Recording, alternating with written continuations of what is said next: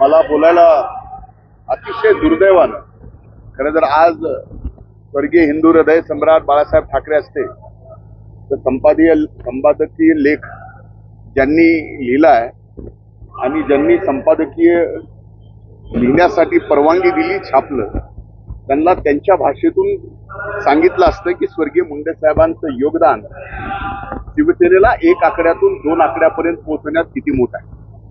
आणि सगळ्यात वाईट माझ्यासारख्याला स्वर्गीय मुंडे साहेब नसताना तुम्ही मुंडे साहेबांना ज्या पद्धतीने सामना बदनाम करताय ती अतिशय दुर्दैवी गोष्ट आहे।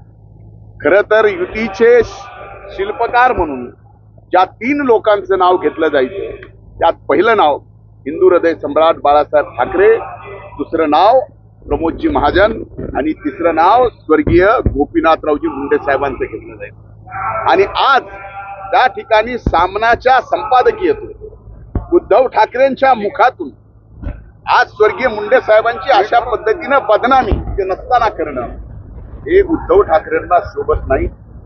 कमीत कमी उद्धव ठाकरेंनी आता संजय राऊतांचा सहवास कमी करावा। सकाळी 9 वाजल्यापासून जे भोंगा आणि रात्री लिखाण हे चाललंय त्याच्यामुळं शिवसेना जी संपती आहे। स्वर्गीय मुंडे साहेबांनी शिवसेना 1 नंबरवरून 2 नंबरला आणली, 1 आकड्यातून 2 आकड्यात आणली, पण आता संजय राऊत मात्र ही शिवसेना पूर्णपणानं मातीत घातल्याशिवाय राहणार नाहीत। आणि तेही उद्धव ठाकरेंच्या नेतृत्वाखाली स्वर्गीय मुंडे साहेब नसताना अशा पद्धतीनं बोलणं असताना तुम्ही एकदा तरी असं बोललात, एकदा तरी मुंडे साहेबांवर तुम्ही अशा पद्धतीचा आरोप केलात? लाज वाटली पाहिजे। आज स्वर्गीय मुंडे साहेब नसताना अशा पद्धतीचं वक्तव्य करणं हे अतिशय आम्हाच्या सारख्याला तर वेदना देणार आहे। एक लक्षात घ्या, कृषी मंत्री म्हणून ज्यावेळेस धो धो पाऊस चालू होता आणि शेतकऱ्याच्या जमिनी पाण्याखाली जात होत्या त्यावेळेस हा कृषी मंत्री कमरा एवढा पाण्यात शेतकऱ्याच्या सोबत शेतकऱ्याच्या रानात गेला होता।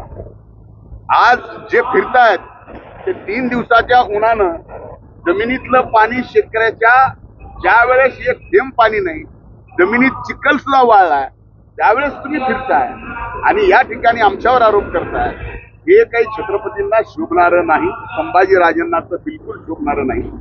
उशिरा का होईना तुम्हाला शेतकऱ्याची आठवण आली।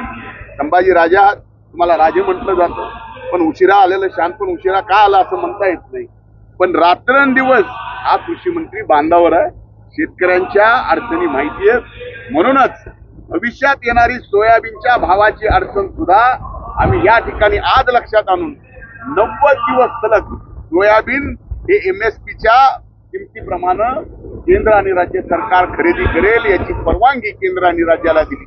एवढंच नाही तर सरसकट आज संभाजीराजे इथं आले त्यांना सरसकटचा अर्थ कळाला आता उत्तमच आहे।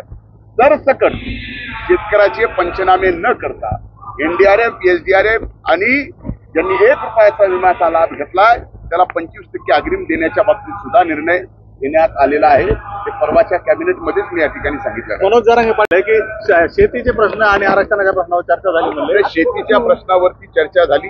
ज्या दिवशी ते मला बांधावरून फोन करत होते त्यावेळेस मीही बांधावर होतो आणि त्यांनी फोन करणं, मी एक कृषी मंत्री आहे, मी एक संविधानिक पदावर बसलोय आणि त्यावेळेस फोनवरती त्यांना माझा फोन लागत नव्हता। त्याच्यानंतर ज्यावेळेस लागला त्यावेळेस आम्ही दोघंही व्यवस्थित नेटवर्कमध्ये नव्हतो। त्यामुळे एकच झालं की शेतकऱ्यांच्या बाबतीत तुम्ही काय मदत जाहीर करणार आहे हे विचारलं तर त्या अगोदरच आपण मदत सरसकट जाहीर करण्याच्या बाबतीमध्ये त्या ठिकाणी महाराष्ट्राच्या जनतेला